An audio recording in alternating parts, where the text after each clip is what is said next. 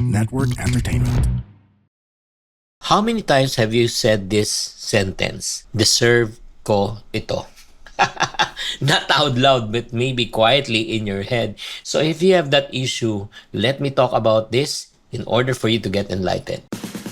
Hi, I'm Chingitan, and you're listening to Chink Positive Podcast, where I aim to equip you to become wealthy and debt-free, teaching you on how to save, budget, get out of debt, and invest. Let's get into the episode. Hi there, this is Chinkitan. Welcome back to Chink Positive, where you can really share your most vulnerable moments when it comes to finances. Dito hindi kita i-judge, dito susuportahan kita. Well, let's talk about itong famous phrase na deserve ko to. Probably this is one of the most spoken word, no? Pag kami nakita ka maganda sa friends mo, sana may mangyari rin sa akin. And I know na deserve mo to. You work hard, you sacrifice, you showed up, you carried responsibilities. So when you finally buy something for yourself, it feels justified. Do you agree? And sometimes, di ba, ito naman, the second part that we don't talk about. Many people don't use the phrase to actually celebrate, but sometimes they use it to survive. They use it for spending. Bakit? Kasi gusto nilang talaga ma-fulfill ang kanilang disappointment. Meron silang mga frustration, meron silang loneliness, may sadness. So sinasabi, deserve ko to para maging happy ako. So the question is not, do you deserve good things? Of course, deserve natin. The question is, afford mo ba yung dinideserve mo? Pag hindi mo afford yung dinideserve mo, may problema tayo. So let me remind you gently. Every time when you say na deserve ko to, something else quietly pays the price. You exchange it probably for your future peace, or if not naman, sometimes you may compromise your savings or probably your confidence, especially kung ikaw ay mangungutang. The cost isn't always money. Sometimes the cost will be regret. And regret doesn't come from because you spend. It's because deep inside na alam mo naman talaga yung perang ginastos mo ay is out of the budget. So, honestly, sasabihin ko po sa inyo, kung parating sinasabing deserve ko to, i-remind mo yung sarili mo. Hindi mo talaga deserve ito, lalo na kung wala ka sa budget.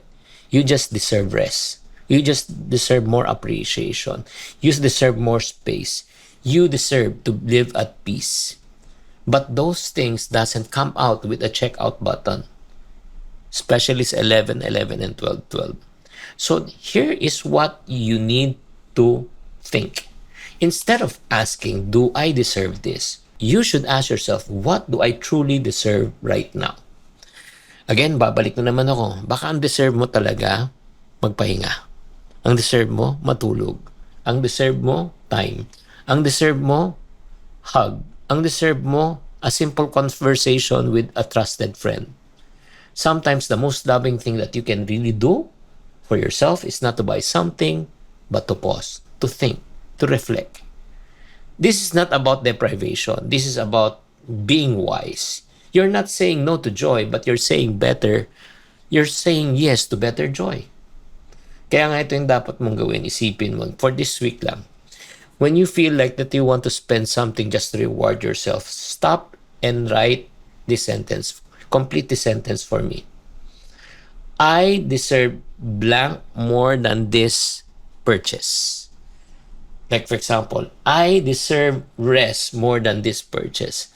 I deserve a word of appreciation more than this purchase. I deserve to have quiet time with my family more than this purchase. Sulat mo. You might be surprised. Di ba? Many people, they realize they deserve security. They deserve clarity. They deserve time for themselves. And once you name it, alam mo mangyayari niyan, yung urge mo to spend, no, nawawala siya. So friends, ito lang ayoko maging KJ. You are allowed to enjoy money. But this is not about about do's and don'ts. This is about choosing the wise decision, making the wise decision. Alam mo, believe ko, you deserve a better life. You deserve financial freedom. You deserve financial peace. Yan ang paniniwala ko. Hindi yung deserve mo na pumasok sa utang in order for you to afford to buy the things that you cannot really afford to please the people that you really don't like. So my friends, I hope that you are ministered in this podcast episode. As I always tell people, to every problem, there's always a solution. If you're not part of the solution, you're part of the problem.